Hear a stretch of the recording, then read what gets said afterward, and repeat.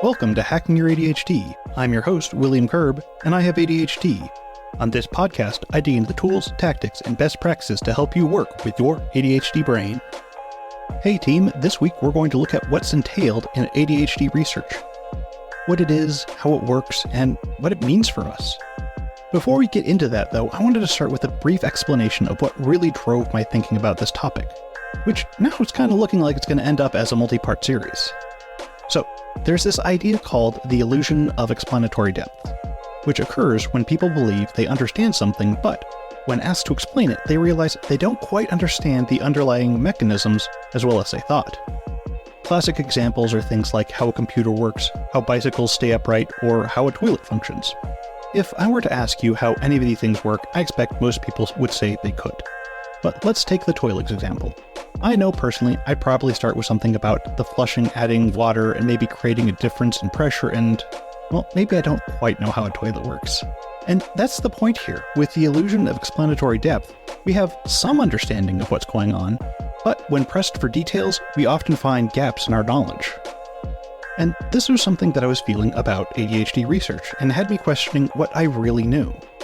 That isn't to say I didn't know anything, but we hear all the time about these new studies that are coming out about ADHD. But what does that really mean? How is this research being conducted? Who's funding the research? What are the scientists actually studying? Who's doing the research? What kind of research are they doing?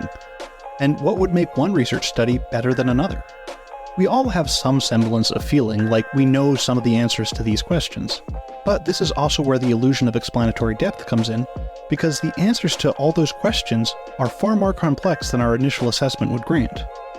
In this series, we'll be examining these questions more closely, and in this particular episode, we'll be focusing on the different types of ADHD research, the methods used, and some of the challenges that researchers face when studying ADHD. I also want to emphasize that I will not be able to cover everything in this series, but that's not the goal. What I'm hoping you get out of this is a better understanding of what goes into the making of the science of ADHD. If you'd like to follow along on the show notes page, you can find that at hackingYourADHD.com/196. This episode is brought to you by Sansama. As someone who's always juggling a busy schedule, Sansama has been a game changer in how I manage my workload. It's not just another to-do list, it's more like having a personal assistant that helps me organize my day in a way that's more realistic and more sustainable. And that there is really the key for me, avoiding the trap of overscheduling. Every morning, Sansama helps me focus on what really matters, even giving me a heads up if I'm piling on too much. I love how it has a seamless integration into my calendar, so I can add things in there without worrying that I'm overbooking myself. Planning my tasks is great, but without syncing up with my schedule, it's just not as effective. And Sansama's shutdown ritual is perfect for ensuring that I wrap up my day with balance in mind. Give Sansama a try. It's free to get started. No credit card required. Head over to sansama.com/a/hacking-your-ADHD and see how it can help you build a more balanced and productive workday. That's sansama.com/a/hacking-your-ADHD. Or just click the link in the show notes. Alright, keep on listening to find out how ADHD research really works.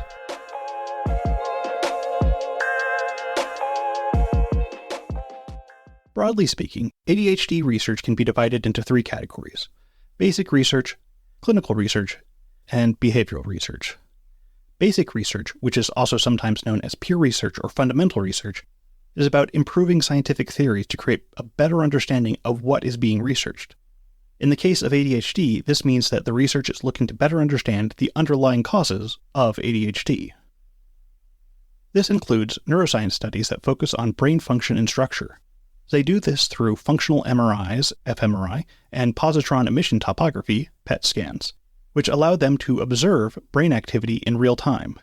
These kinds of studies allow researchers to see what areas of the brain are activated when a person is paying attention, managing impulses, or performing tasks that require executive function. One of the main findings from these studies is that people with ADHD often show differences in the prefrontal cortex, the part of the brain involved in decision-making, attention, and controlling impulses.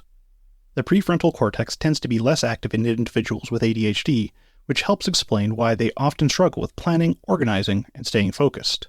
Recent neuroscience research has also produced new details on the default mode network, the DMN, a network of brain regions that's active when you're not focused on a particular task.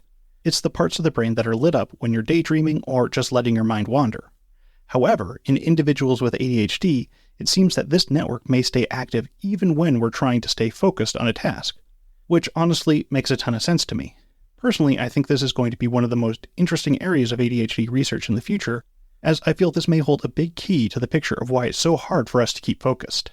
In addition to neuroscience, we also have genetic studies that explore the genetic nature of ADHD. Because while we do know that ADHD has a genetic component, there's still a lot we don't understand about how that exactly works. Genetic studies focus on identifying the specific genes that may increase the likelihood of developing ADHD. One of the primary tools for this is genome-wide association studies. In these studies, researchers analyze the DNA of thousands of people with ADHD and compare it to the DNA of people without the disorder. By doing this, they can identify small differences in the genetic code that are more common in individuals with ADHD. These differences can provide clues about which genes may be involved or may not be involved in the development of ADHD. One exciting area of genetic research is epigenetics, which looks at how environmental factors, like stress, diet, or exposure to toxins, can affect the way our genes are expressed without changing the underlying genetic code. This means that while you might have a genetic predisposition to ADHD, certain environmental factors could trigger or potentially worsen your symptoms. Of course, we're very early in that research, so it's hard to say what those factors actually are, so don't put too much into anyone that says they've got epigenetics figured out. So, neuroscience studies are helping us understand the why behind ADHD behaviors by showing us how ADHD brains function differently, giving us a biological basis for ADHD. And genetic studies help us understand the biological roots of ADHD and how our genes interact with the environment to shape the symptoms that we experience. Clinical research is what most people think of about when they hear about ADHD research. In clinical research, they are testing different treatment options and what works best with our ADHD brains. One of the most common forms of clinical research are randomized controlled trials, or RCTs, which are considered the gold standard for testing the effectiveness of new treatments. In an RCT, participants are randomly assigned to either a treatment group or control group. The treatment group might receive a medication or therapy, while the control group might receive a placebo or just a regular standard treatment. The randomization helps eliminate bias, ensuring that the results are as objective as possible. While the most common type of clinical research is looking at the effectiveness of medications, clinical research also tests a host of non-pharmacological treatments such as cognitive behavioral therapy, mindfulness practices, or digital therapeutics like apps and video games. The aim of these studies is to measure how well interventions help people with ADHD improve things like their executive function. For example, in a CBT trial, participants might learn strategies for managing procrastination or dealing with emotional overwhelm. Researchers then track whether these skills improve daily functioning and reduce the impact of ADHD symptoms over time. So we see these studies testing the effectiveness of medication, therapies, and lifestyle interventions, and then examining how those methods actually work. The goal is that the clinical research can bridge that gap between theory and practice. Finally, we have behavioral research, which studies how ADHD impacts daily life. In many ways, behavioral research overlaps with clinical research. However, behavioral research tends to be more expansive. The research is often done in observational and longitudinal studies which examine how interventions affect participants in real-world settings. For example, a study might observe how children with ADHD behave in a classroom setting compared to children without ADHD, focusing on attention, impulsivity, and social interactions. Or you might have a study that follows children with ADHD from elementary school through adulthood, tracking academic performance, social relationships, and mental health outcomes. Those examples also illustrate that a lot of this kind of research is done on children. This is often due to the typical age of diagnosis, the developmental nature of the disorder, and the goal of early intervention. That isn't to say that there is no adult behavioral research being done, it's just more sparse than the research conducted on kids. Behavioral research is often focused on executive function, social behavior, and the long-term effects of ADHD on life outcomes. By studying behavior, researchers look to develop practical tools and strategies for ADHD. Behavioral research can give us insights into how ADHD truly affects the day-to-day functioning beyond the more obvious symptoms of inattention or hyperactivity. With that understanding of what goes into ADHD research, I also want to discuss some of the limitations that come up. One of the biggest issues comes from the fact that ADHD is a spectrum disorder, meaning that it can look incredibly different from one person to the next. So there are 3 presentations of ADHD: predominantly inattentive, predominantly hyperactive impulsive, and combined. And even among those presentations, no one is going to have the exact same symptoms. This variability can make it harder for researchers to find universal patterns that apply to ADHD.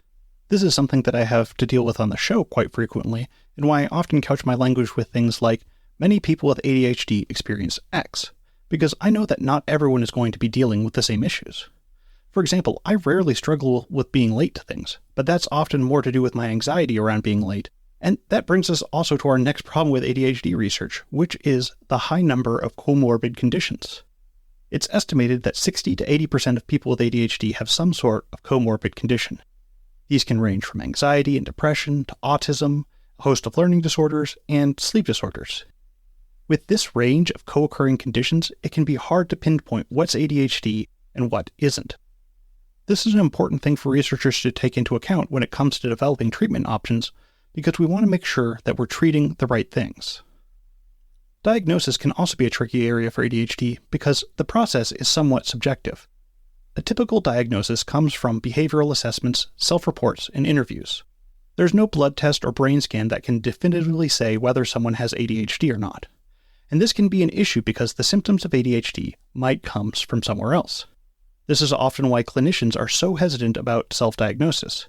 If your ADHD symptoms actually come from a sleep disorder, then the treatment plan needs to be focusing on another issue.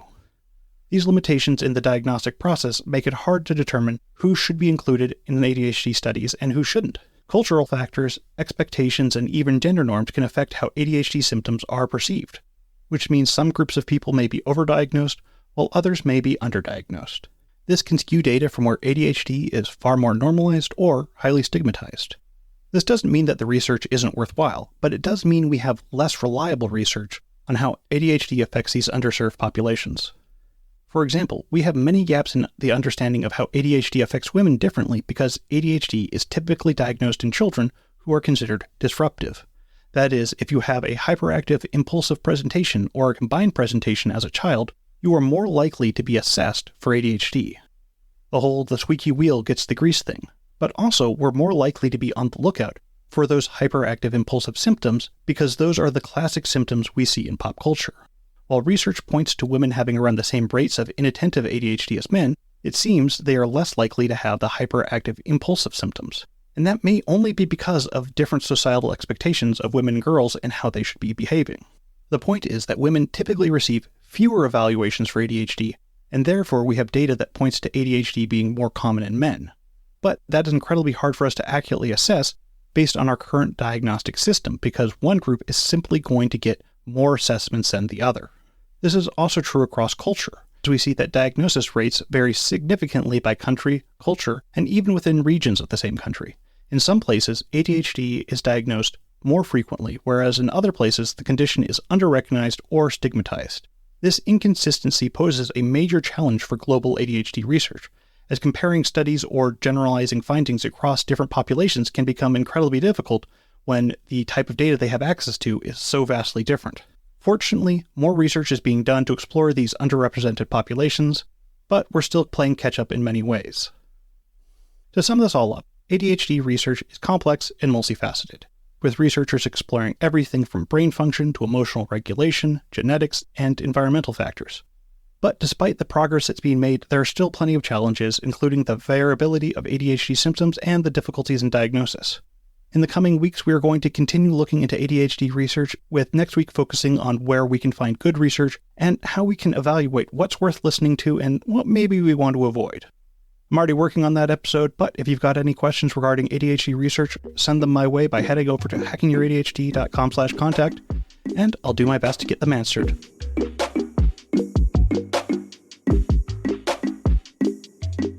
Thanks for sticking with me all the way to the end. Before you go though, let's do a quick rundown of today's top tips. 1. ADHD research is comprised of 3 categories: basic research, clinical research, and behavioral research. Basic research seeks to better understand the underlying causes of ADHD through genetic and neuroscience studies. Clinical research tests different treatment options such as proper medication levels and the effectiveness of non-pharmacological interventions. Behavioral research studies how ADHD impacts daily life through observational and longitudinal studies. 2. As a spectrum disorder, ADHD manifests differently for everyone, making it important to recognize that symptoms and challenges vary across individuals. Combined with the high levels of comorbid conditions with ADHD means that researchers have to be cautious when determining what's an actual factor in an ADHD intervention. 3. Because there's no definitive medical test for ADHD, diagnosis relies on behavioral assessments, which can be influenced by cultural and societal factors, leading to both over- and underdiagnosis in certain populations. This creates challenges in ADHD research as it limits who should and shouldn't be included in these ADHD studies. That's it. Thanks for listening. I'd love to hear what you thought of this episode. Feel free to connect with me over at hackingYourADHD.com/contact. If you'd like links or to read this episode's transcript, you can go to the show notes page at hackingYourADHD.com/196. And now for your moment of dad.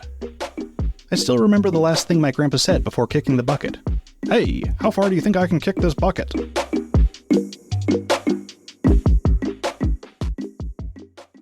Marketing is hard. But I'll tell you a little secret. It doesn't have to be. Let me point something out.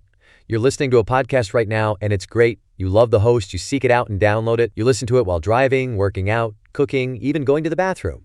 Podcasts are a pretty close companion. And this is a podcast ad. Did I get your attention?